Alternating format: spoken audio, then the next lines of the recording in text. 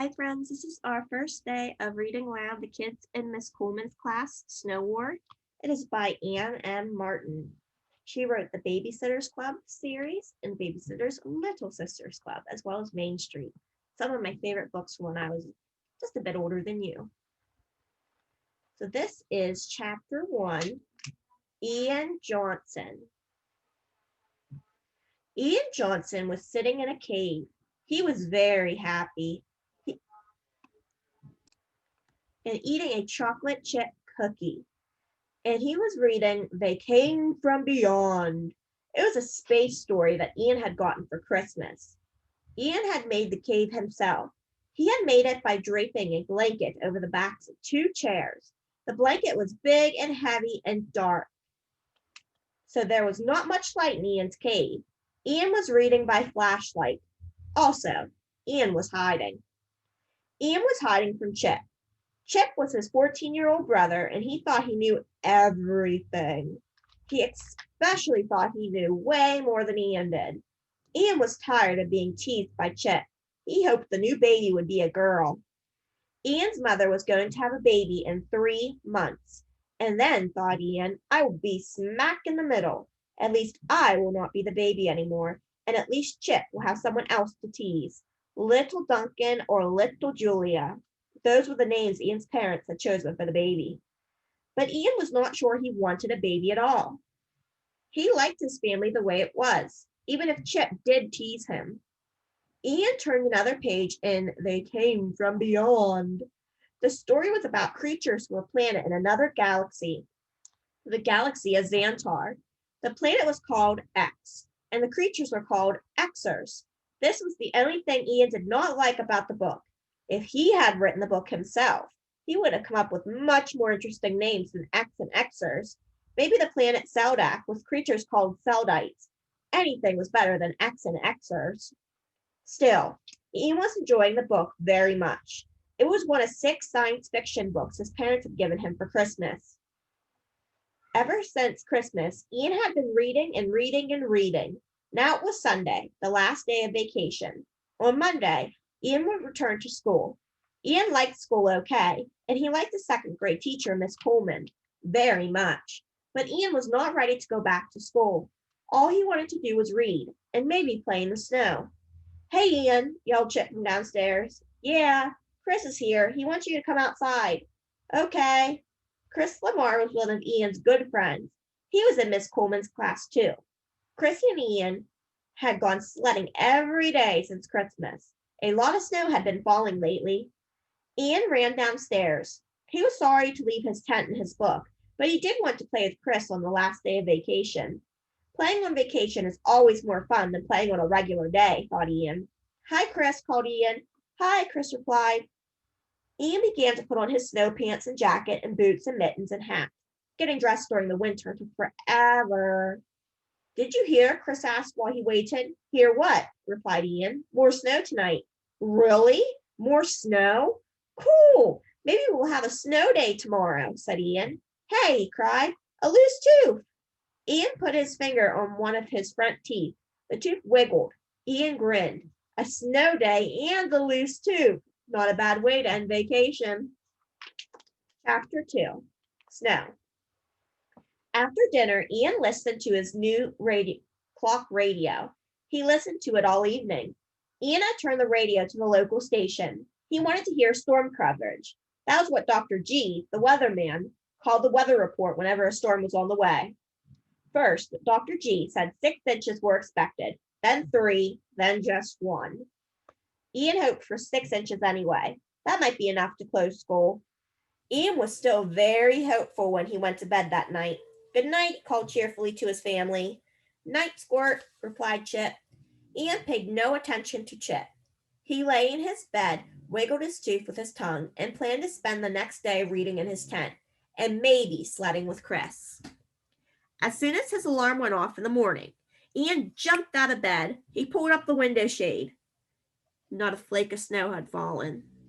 The road was clear, and 2 cars were whizzing by on it. Rats and toads, muttered Ian. Ian listened to the radio while he got dressed, just in case. But of course, Dr. G did not say a thing about any schools being closed. After breakfast, Ian picked up his lunch and they came from beyond. He put his lunch in his backpack. Then he walked out the door reading his book. He read all the way to school. He read as he walked through the door to Stony Brook Academy. And while he walked along the hall to room 2A, in his classroom, he stopped reading long enough to hang his coat in his cubby. Then he sat at his desk and read. Ian, called Chris, come here. Chris was standing in a corner in the back of the room with Omar Harris, Bobby Giannani, and Ricky Torres. They were looking at something Bobby was hiding in a paper bag. Later, said Ian. Ian poked his nose back in his book. He was reading about the Xers' plans to travel to the fourth planet from their sun. He did not look up for a long time. He did not look up when Tammy and Terry Barkin came into the room. Tammy and Terry were identical twins. He did not look up when Hank Rubis came in. Hank was another friend of Ian's. He did not look up when Karen Brewer, Hanny Papadakis, and Nancy Dawes came in. Karen, Hanny, and Nancy were best friends.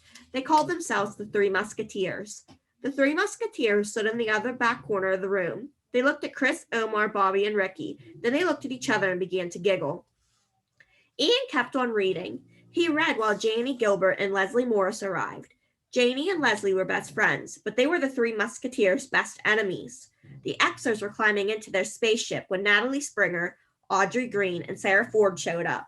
The Xers were just about to blast off when Ian heard someone say, "Good morning, class, and welcome back. I hope you had a nice vacation." Miss Coleman had arrived. Her students scrambled for their seats. Ian turned around. He looked at the Three Musketeers in the row behind him, with Ricky. They were still giggling. Then he looked over at Chris. Chris had returned glumly to his seat. That was how Ian felt. Glum. He frowned. He put "They Came from Beyond" in his desk. We'd have to wait until recess to read it again. Chapter 3, Miss Coleman. The 16 kids in Miss Coleman's class sat quietly at their desks. They looked at their teacher. "Hello, girls and boys," said Miss Coleman. "Hi," replied the kids. Miss Coleman smiled. "I wish we were still on vacation, too," she said. Ian began to feel a bit better. He remembered why Miss Coleman was his favorite teacher. It was because she said things like that she wished she were still on vacation, too. Miss Coleman was honest, thought Ian. She understood kids. Plus, she made school, pretty much, fun. And she hardly ever yelled or got mad. Miss Coleman took attendance. She asked the kids about their holidays, and then she said, "Class, I have an announcement." Miss Coleman was smiling again, so Ian knew it would be a good announcement. He decided he felt even better. "Since you are feeling sad about vacation," Miss Coleman began, "I will give you something to look forward to. At the end of January, Stony Brook Academy will hold its winter carnival." "The winter carnival!" exclaimed Janie. "Cool," said Omar. "What is the winter carnival?" asked Sarah. Sarah was new to Stony Brook Academy. Ian shot his hand into the air. "Can I tell her, Miss Coleman, please?" he cried. "Of course," said Miss Coleman. "The winter carnival is the most fun carnival ever," said Ian. "We have it at school every year. You can play games and win prizes. You can buy cookies and hot chocolate, and sometimes they have a raffle and you can win a bicycle or something." "Wow," said Sarah. "The money that is made at the carnival," added Miss Coleman, "is used to buy new books for our library and classrooms, new equipment for our gym, and things like that. And every class has its own booth at the carnival. Right, Miss Coleman?" called out Karen. "That's right," replied Miss Coleman. "Last year when I was in first grade," said Hank, "our class had a booth called Go Fish. You could fish for prizes with real fishing rods. I caught a deck of cards. Once I played a ring toss game and I won a whole set of markers," added Natalie. "What will our booth be this year, Miss Coleman?" asked Sarah. "We will have a fortune-telling booth," said Miss Coleman. "A winter fortune-telling booth. We are going to cut out lots and lots of paper snowflakes. On most of the snowflakes, we will write silly fortunes, but on a few of the snowflakes, we will write prize. We will sell the snowflakes for 50 cents. People will buy them to find out their fortunes, but if they happen to buy a prize snowflake, they will win a prize instead." Ian was grinning. This sounded like fun. "We are going to be very busy this month, class," Miss Coleman went on. "We must cut out hundreds of snowflakes. We must write the fortunes. We must choose the prizes, and we need to make our booth." Ian looked around at his happy classmates. For the moment, he had forgotten about the Xers. We'll continue on later with recess.